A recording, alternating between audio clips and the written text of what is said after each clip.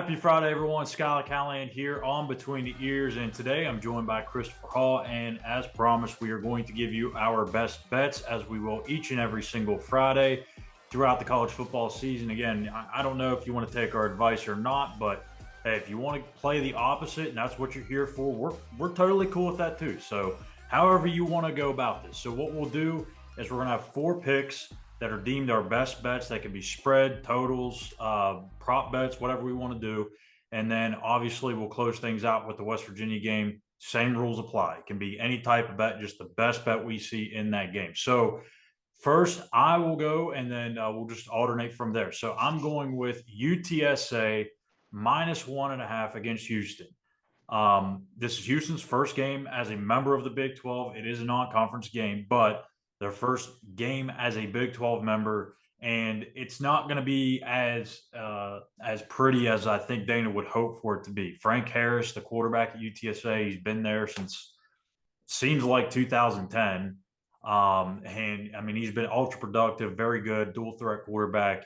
Jeff Traylor's really turned that program around over the last few years. So I think UTSA can sneak into this game and win it. And I don't know. I think Dana and this Big 12, now this Big 12 Houston team probably overlooks this team a little bit, but a lot of questions defensively for Houston, and I don't know that they can overcome that when you got an experienced quarterback like Frank Harris on the other side. So UTSA -1 and hook for me.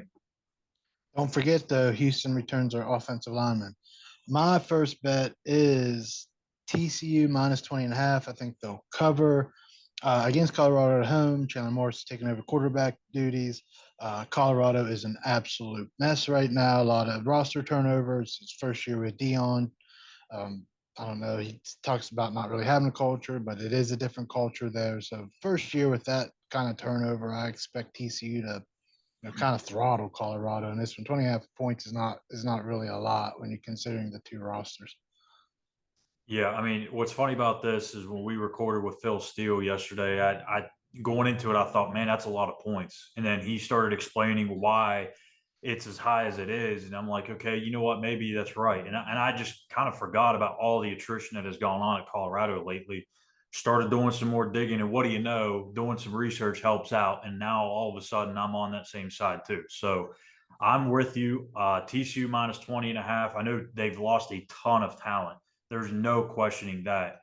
But like you said, Chandler Morris, he won that job last year. I think he's going to step right in and have that same success that we saw from that TCU offense last year. And I wouldn't say they're quite plug and play guys yet, but they've got some talented kids that are ready to step up and make plays. So TCU -20.5, I'm right there with you.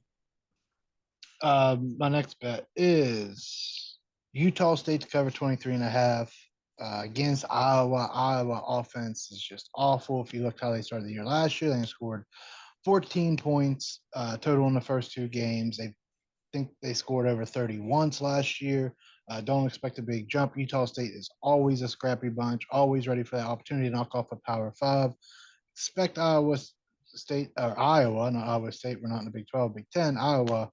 Um, of course, I say that they'll probably win 24-0 because they have been pretty fairly decent defensively, but I like Utah State to cover that one in the first game. I'm going with an over here, and it's East Carolina and Michigan.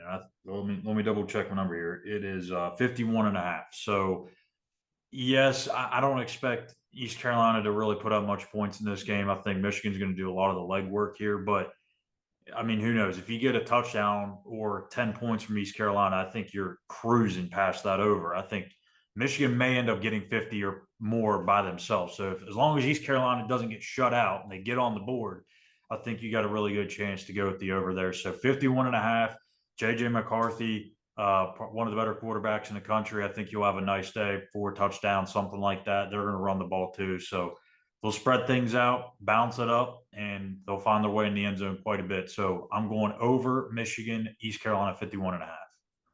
Yeah, I'm doing an over as well. Over 66.5 with USC and Nevada. USC played San Jose State last week. They scored 84 points combined.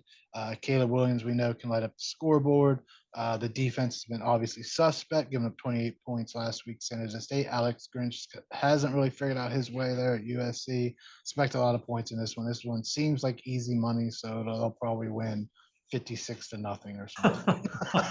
That's how it works. So my last one before the West Virginia game, I'm going with the game that's in my backyard this Saturday, and that's North Carolina, South Carolina here at Bank of America Stadium. Just left from there not all that long ago, a couple of hours ago, and they're already getting that whole thing set up. It's crazy to see the amount of work that goes in behind it all for the TV side of it. It's insane. I see it every week, but it still blows my mind. But anyways, back to what you're here for. North Carolina, South Carolina. I'm going with the over in this game, 64.5.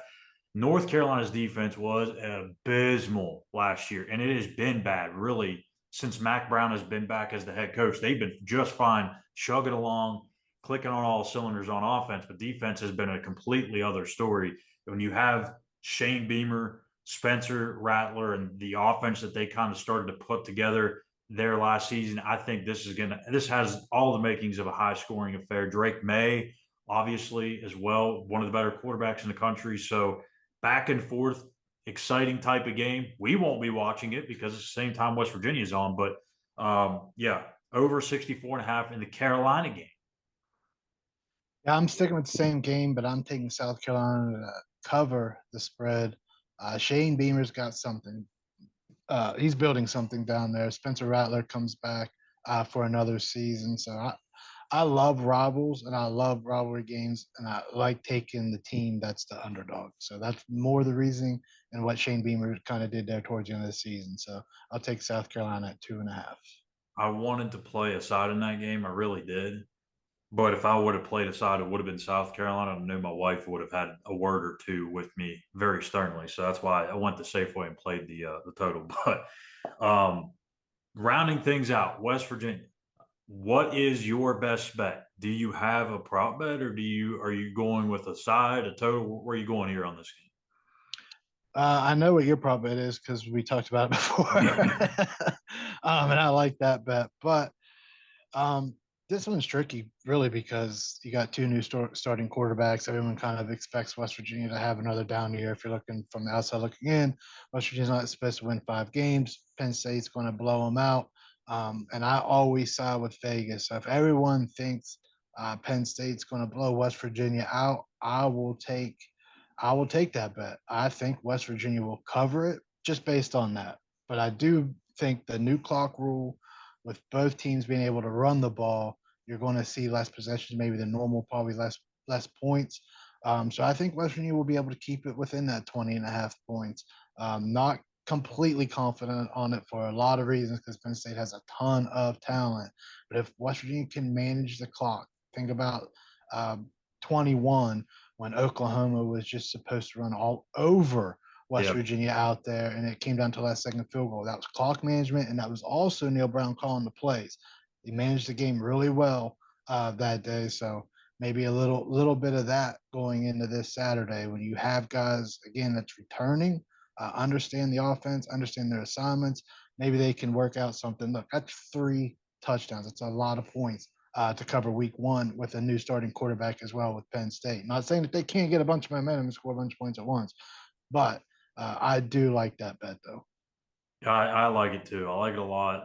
That was originally my bet, and then I started peeking around some other things, and you helped me with this one, finding the first half bet because I was thinking, man, if it's 20.5 for the game, I wonder what the first half bet is, and it is 10.5, and that's at plus 100 odds. So I mean, I actually think, I even put it in my 50 predictions article, that I think West Virginia may end up having the lead at the half in this game. And it's just a game that at some point in this third or fourth quarter, that Penn State kind of comes to life, comes to their senses, and ends up finding a way to pull it out. So I'm right there with you. I think this is a team that is not getting the credit it deserves.